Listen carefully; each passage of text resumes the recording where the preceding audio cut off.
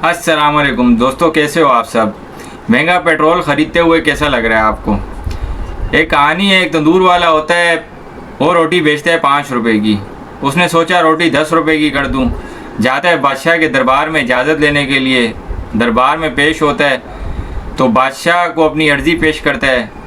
बादशाह उसे कहता है कि रोटी 10 के बजाय 30 की कर दो। तंदूर वाला बड़ा खुश होता है और आके रोटी 30 की कर देता है। अगले दिन शाही दरबार के बाहर अवाम ही अवाम जमा हो जाती है कि और रोटी के ऊपर एहतजाज करती है कि रोटी क्यों महंगी कर दी।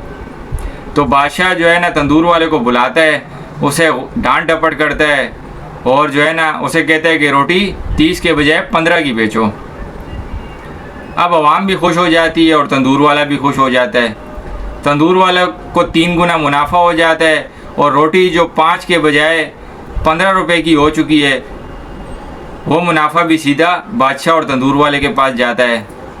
बिल्कुल यही हिसाब शहबाज शरीफ ने भी किया है। पेट्रोल 458 रुपये करके जब देखा कि सोशल मीडिया पे ट्रोलिंग बहुत ज़्यादा हो चुकी है, तो सीधा सीधा अगले दिन आके खिताब किया और हातिम ताई की कब्र पर लात मारते हुए पेट्रोल की कीमत में 80 रुपये की कमी कर दी और नया पेट्रोल 378 रुपये लीटर पे मुकर्रर कर दिया, जबकि इसकी जो पिछली प्राइस थी वो 322 रुपये थी। यानी कि मिसाल ये तंदूर वाले की होगी कि रोटी 5 से 10 करनी थी, लेकिन 10 के बजाय डायरेक्ट 15 रुपये कर दी। अब आवाम भी खुश और इस्टेब्लिशमेंट भी खुश और हुकूमत तो वैसे ही खुश है।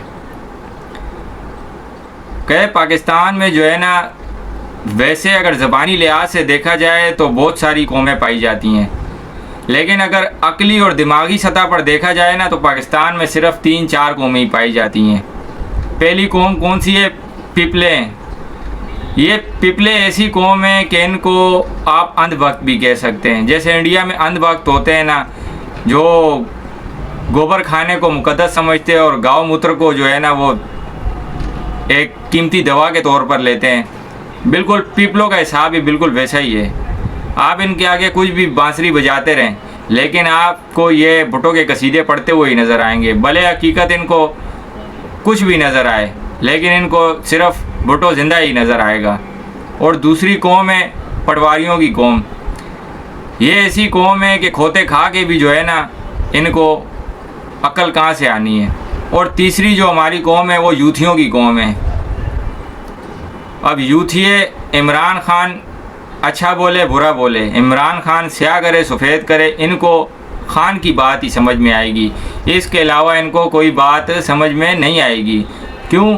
क्योंकि खान साहब ने इनको शऊर जो दे दिया है, और बंदे को शऊर आ जाए तो फिर उसी की बात समझ में आती है जिसने शऊर दिया है। तो भाई ऐसे ही पटवारियों की जो 2-3 नानियाँ हैं, एक तो डडू चार्जर के मुंह वाली और दूसरी जो है उज़्मा बुखारी, इन्होंने तो बाकायदा दाद दी है कि वज़ीर-ए-आज़म शहबाज शरीफ साहब ने पेट्रोल की कीमतों को 1 महीने तक रोक कर आवाम के ऊपर बड़ा एहसान किया है। आवाम के ऊपर कौन सा एहसान किया आपने? टैक्स तो सारा आवाम देती है, आपने अपनी जेब से तो पैसे दिए नहीं हैं। और बजाय आपने लेवी कम करने के आपने पेट्रोल प्राइसेस बढ़ाई हैं। और वज़ीर पेट्रोलियम जो कि प्रेस कॉन्फ्रेंस में कहता है कि आलमी मार्केट में $250 फ़ी बैरल तक कीमतें जा पहुंची हैं। ओ भाई, हम भी इसी दुनिया में रहते हैं, हम कोई अंतरिक्ष से नहीं आए हुए हैं, हम भी इसी दुनिया में रहते हैं, इसी दुनिया की मखलूक हैं। हमें भी न्यूज़ में सब पता चलता है।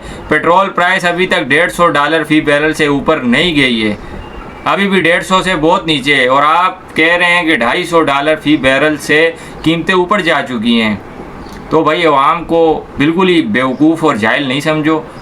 ये 1980 और 1990 का दौर नहीं है, ये 2026 चल रहा है। और ये आपकी जो मन गढ़ंत कहानियाँ हैं, ये आवाम को अब समझ में आती हैं।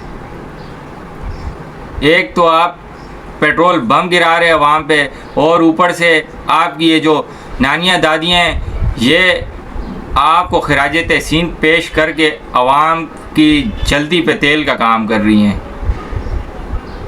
ये तो भाई मेरी राय है। आपको अगर मेरी राय से इत्तेफाक हो तो वीडियो को लाइक करें, सब्सक्राइब करें और शेयर करें। अल्लाह हाफिज़।